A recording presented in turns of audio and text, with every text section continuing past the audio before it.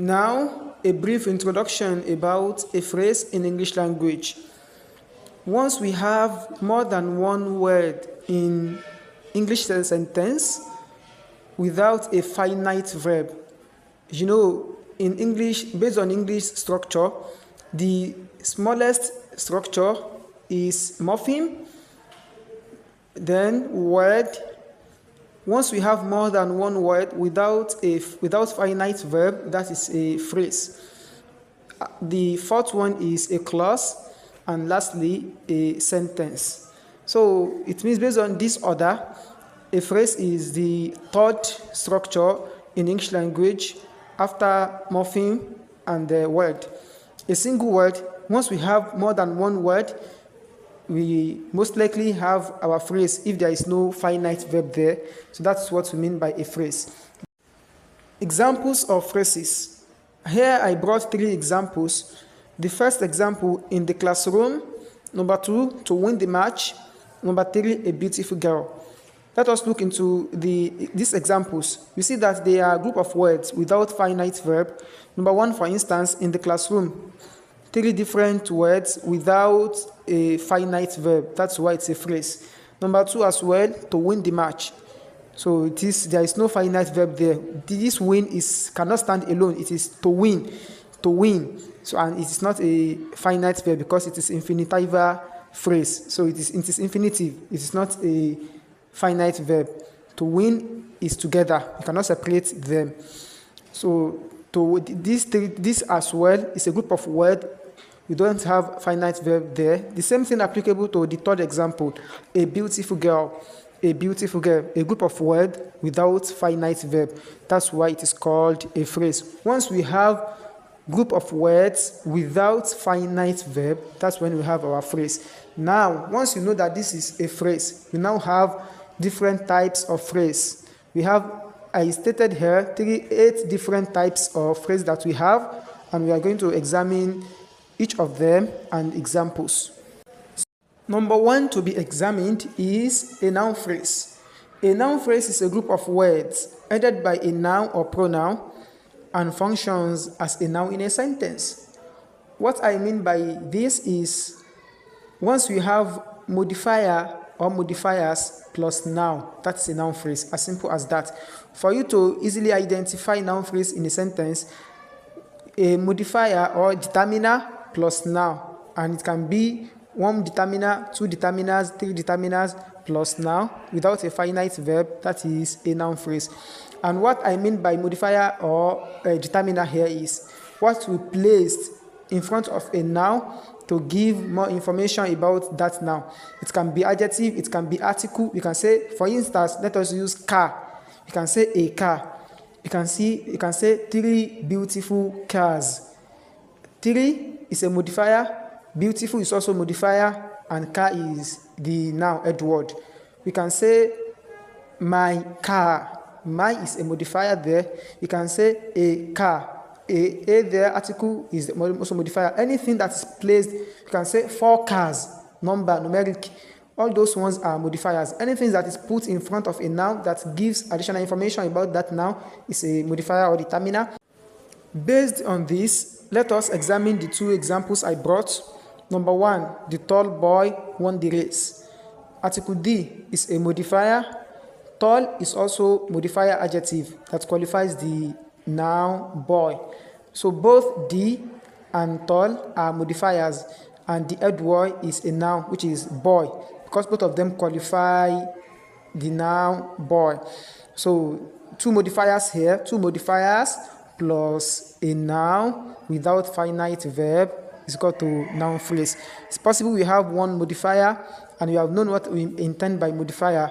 All those things, all those words can be determiner, it can be article, it can be adjective, it can be number that we put in front of a noun to give us additional information about that noun is a modifier. So once we have that modifier plus or modifiers plus noun without finite verb, that is our noun phrase. So the second example, those intelligent students. Those is a modifier, intelligent is also a modifier, and student is the head word, is the noun that they are qualifying. Now that we have known how to easily identify noun phrase in any sentence, the next thing is, what are the functions that noun phrase performs in a sentence? Noun phrase performs the same function that noun performs. So that's why I still urge those people that are listening but they have not watched or listened to my explanation on the introduction to grammatical nouns and functions, kindly go back to the class and watch the video, listen to the explanation there, so that this thing will become easier. All those functions that we stated that noun performs, noun phrase also performs all those functions. What are those functions? Noun phrase can serve as the subject of a verb, object of a verb, subject complement, object complement, appositive element, prepositional complement. And you have known when we have all those things, as we have explained in the functions of noun, all those functions stated that noun performs, noun phrase also performs them. Let us take some examples here to explain further. Number 2, for instance, the teacher praised the hardworking student. The teacher, noun phrase, because the modifier plus noun, which is teacher, is noun phrase without finite verb. That's noun phrase, but here it is subject. We have grammatical name, noun phrase, grammatical function, subject of the verb. So after subject, what do we have? We have verb. So now, praise. I usually say that we classify verb based on this regard into 2, action verb and linking verb. If it is action verb, nominal entity that comes after it will be an object. If it is a linking verb, nominal entity that will come after it will be a complement. So praise, is it action verb or linking verb? Praise is an action verb. So it means that we have subject, we have action verb. Now, the hardworking student. After action verb, what will come? What will come after it? Object, once it is a nominal entity. So the hardworking student is a noun phrase. How do we know that it's a noun phrase? Because it is a group of words added by noun, which is student, without finite verb. So D is a modifier, hardworking is also a modifier. All of them, both of them, they are modifying, they are qualifying the noun student. So a group of words added by noun without a finite verb is equal to noun phrase. So it is noun phrase here, but that is grammatical name, noun phrase. Function, grammatical function here, it serves as the object of the verb praised. The second type of phrase is a verb phrase. For us to be able to have our verb phrase, once you have your auxiliary verb plus action verb forms verb phrase. But auxiliary, as we know, it can be verb be, is, are, was, am. It can be verb do, does, did. It can be verb have, has, had. So once you have those ones plus main verb plus action verb, like go, eat, jump, take, and so on and so forth. So those are our verb phrase. So those auxiliary, it can be one auxiliary, it can be two auxiliaries, even it can be three auxiliary or auxiliary verbs plus action verb forms our verb phrase. Once you know this is a verb phrase and you can identify verb phrase, the next thing is, what is the function of verb phrase in a sentence? It indicates or expresses the action performed by the subject. So therefore, its function as predicate. For instance, if I say she is reading, is reading is a verb phrase there because it is auxiliary verb plus reading plus main verb, action verb. Is auxiliary, reading is our main verb. Both of them form a verb phrase. So grammatical name is reading, grammatical name, verb phrase, grammatical function, it's an indicator of an action performed by the subject, she. The third one is a gerundive phrase. Let us first examine what gerund is. A gerund is a verb ending in ing, which functions as a noun in a sentence. Anytime you see ing and it is function as a noun, you know it is very strange. What we used to know is whenever the time you see ing, it shows continuous tense, but this time around we see ing, but it's function as a noun. So that means that it's not a continuous time, it is a gerund. Ing that is used as a noun is a gerund. Ing that is used as a verb is a continuous tense of present continuous or past continuous. But and that is why this gerund is called a verbal noun. A verb that is used as a noun.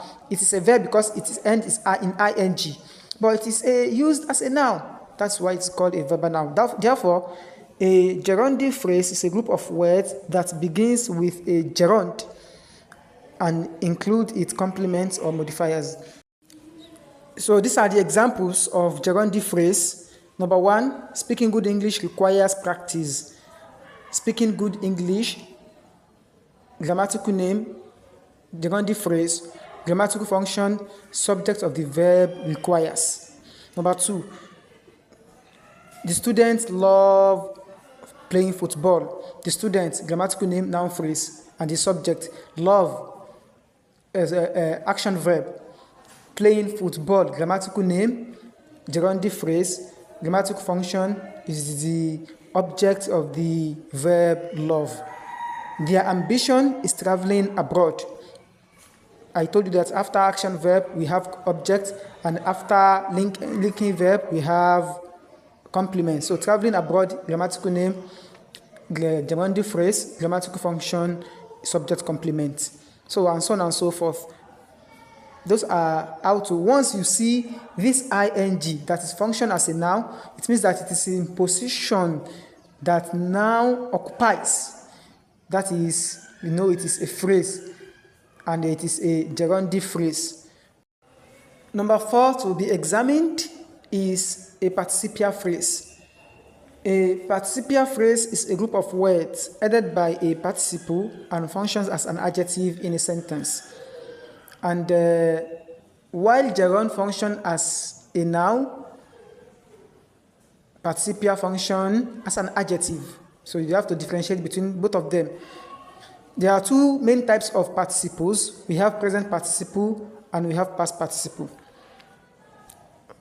So functions of participial phrase, as I said earlier, it functions mainly as an adjective. It qualifies a noun or pronoun. Adjective qualifies a noun or pronoun. Therefore, participial phrase also qualifies noun or pronouns. While gerundive phrase performs the same function as a noun. There is difference between them because when we are now in present participle, many students usually find it difficult to differentiate between ing participle and ing gerund. That's why I'm repeating this particular function. Gerundive phrase performs the same function as a noun. It means that it can be the subject, it can be the object, it can be the complement, it can be the appositive element, while participial phrase functions as an adjective. It qualifies a noun or pronoun. Let us start with past participle before we go to present participle. You know, in our secondary school days, we have present tense, past participle. You can say, for instance, go, present tense, went, past tense, gone is past participle. You can say give, present tense, gave, past tense, given, past participle. So all those participle are things that we need here. Whenever the time you see all those past participle, eaten, given, taken, gone, and so on and so forth, when you see them functioning, qualifying a noun, describe a noun, know that they are used as an adjective, not as a verb this time around. Past participle that is used to qualify a noun or pronoun, it means that it's used as an adjective. Past participle, all those things: succeeded, eaten, gone, and so on and so forth, that describe or qualifies a noun or pronoun is a past participle And but once it is a group of words, that means it is a past participial phrase. For instance, let us look into some instant examples that we have here so that we can understand better. Number 1, encouraged by the principal. Encouraged. Present tense is encouraged, past tense is encouraged, past participle is also encouraged. Now we now have this encouraged. We cannot say this one is a verb because verb cannot start a sentence. Encouraged by the principal is a past participle, but we call it phrase because we have a group of words which is by the principal attached to this encouraged. So, but the head word is encouraged. Encouraged by the principal, comma, the students studied harder. Have you seen that this encouraged by the principal, what is the function here? It qualifies the noun phrase, the students. So it means that it qualifies a noun. What qualifies a noun is an adjective. So therefore, encouraged by the principal here is used as an adjective. That means it's a participial. The second type of participial phrase is present participial phrase. And that's what we are going to examine now. Present participial phrase simply means ing that is used as an adjective. Examples. Number 1, running quickly, Tolu caught the bus. Running quickly, Tolu caught the bus. Running quickly here, it modifies the noun Tolu. So it means it's used as an adjective. And the same thing applicable to the rest of examples. Number 4, for instance, as well, I saw the girl crying bitterly. I saw the girl crying bitterly. Have you seen that crying bitterly? Here, it modifies the girl. So it means it is an adjective. It functions as an adjective because the girl is a noun, an adjective qualifies or modifies a noun.